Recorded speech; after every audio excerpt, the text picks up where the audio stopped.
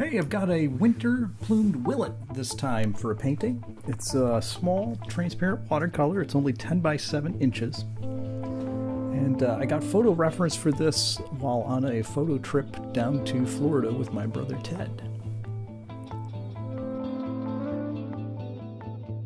So I frisketed off the bird first, so I could do all the background. And I went about putting in the watery areas first. And I was using a little bit of ultramarine blue and some cobalt for the background. Hit that with the hairdryer. And then went about putting in the breaker wave kind of area behind. And use some green in there. Usually you get a little bit more of the sky color pushed through that as you see the transparency of the wave. And then darkened up the water area a little bit more. And then went about putting in some of the green seagrass that had washed up on the beach there. The willet was running around eating Lord knows what in there. And made for a fun photo. And then after I had the initial colors down, I went about putting in some streaky waves. And as I put these in, I kept in mind that we're going to have perspective, so the larger wave areas are going to be in front, and those are going to get progressively thinner in the background and smaller. And I also let them fade off into nothingness in the background. All this work was pretty much done with the number 6 round for the opening passes.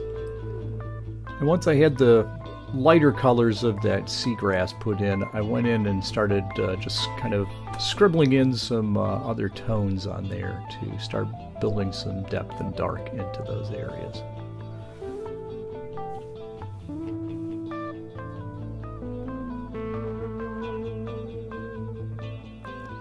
You can see that I have all of my pigments pre-mixed pretty much. I don't usually, for the backgrounds, I usually start with the big pre-mixed area and then I'll start mixing it on the palette as I start putting in more detail. Then I've got to fine-tune the colors for each area. I'm dealing with smaller portions of the page, so then you're mixing kind of as you go. For the backgrounds, though, I often use that dish in the upper right-hand corner that has the wells. And once I get into the meat of the painting, I tend to switch to the butcher's tray where I'm customizing the colors as I go.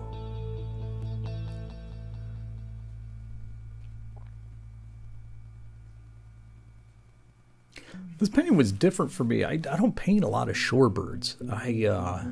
I don't spend much, being in Michigan, you get some shorebirds on the Great Lakes, but things around saltwater are a rare thing for me, and growing up, we certainly didn't see much of this stuff in Western New York. So these are fun to paint, but it's, I wouldn't say out of my comfort zone, but it stretches a little what I'm used to painting, which is good. You wanna try new things. I think this was the first time I've ever painted a breaking wave, so it was new to me. And in my photo reference, I had the background was very blurry, and that worked really well for the photo, but when I did the painting, I wanted to have more of a sense of space and place, and so I chose to render that wave in the background water as if it were more in focus. And so in that case, I wasn't really looking at the photo. I was kind of just relying on what I knew. And I'd look at the photo and say, okay, well, if that were crisp and in focus, what would it look like? Once I was happy with the background, I ended up peeling off the frisket and started putting in the lightest local colors. And you can see the photo reference on the left here that it is quite blurry back there. And I injected a fair amount of color into the scene, just to make it a little bit more vibrant and exciting. It was more how I remembered it than what the photo showed of what the day was like. And you can see how much orange I put into the grass. That tends to make it have a nice glow to it. You'd think that the orange would kill the greens, but if you do it, it does add a certain liveliness and glow to it that you don't get with just adding yellow. If you look at Seurat's painting, the Sunday Afternoon in the Park, where he has the people you know, in there, and it has all the little dots of color. He'll have these bright greens and other greens, and then he has little dots of orange in there. So it worked for him when he was doing it, where your eye is blending all of those things. So it makes sense to me to put some of that in when you're mixing your greens. Not every green, but for these greens, if you want that warm, sunshiny glow on them, then that adding a little orange sometimes helps.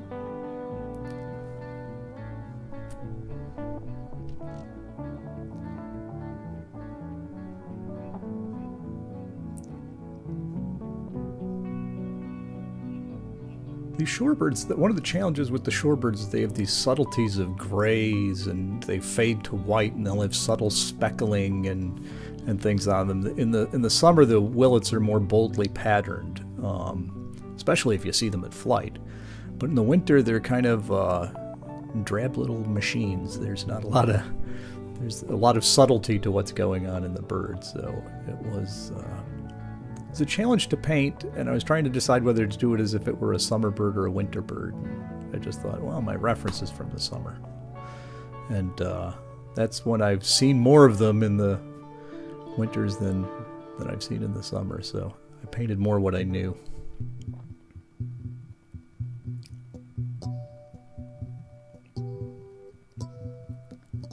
I don't know why the legs were really fun to paint on this bird. They had these subtle blue purpley grays to them, and then they're just neat colors that to paint, and little details in them in the shadow areas that made for a fun challenge.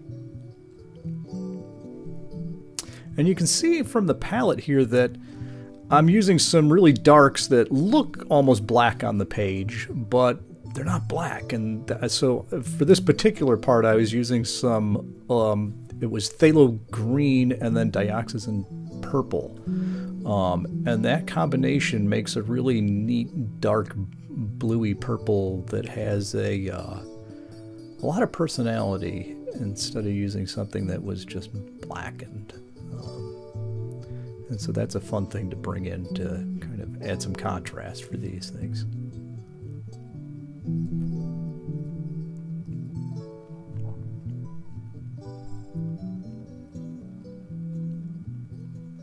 And I'd say 95% of this part of the painting of the bird and the seagrass was done with the number 2 round.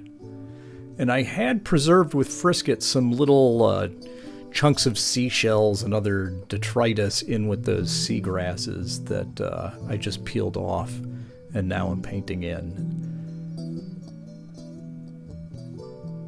He was eating something in there. I don't quite know what it was, but there are all these little chunks and bits of stuff in there. So it took a while to paint all those little objects in, even though it's, you know, the total square inches of painting is almost nothing.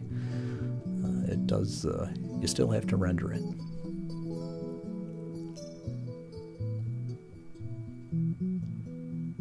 I chose to leave the front area a little bit less finished of the grasses, so your eye kind of works into the painting, and then it fades off in the background too. And you can see I'm using some of those orangey colors, bringing those into the birds, some of the same tones that were in the grasses.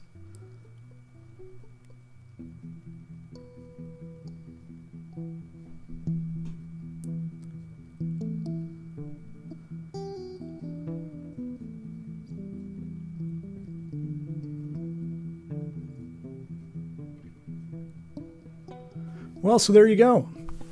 That's the 10 by 7 inch painting of a winter plumed willet. Well, thanks for watching. If you get a chance, feel free to leave a message and or a comment, and take a peek at the blog and the website. Thanks for watching.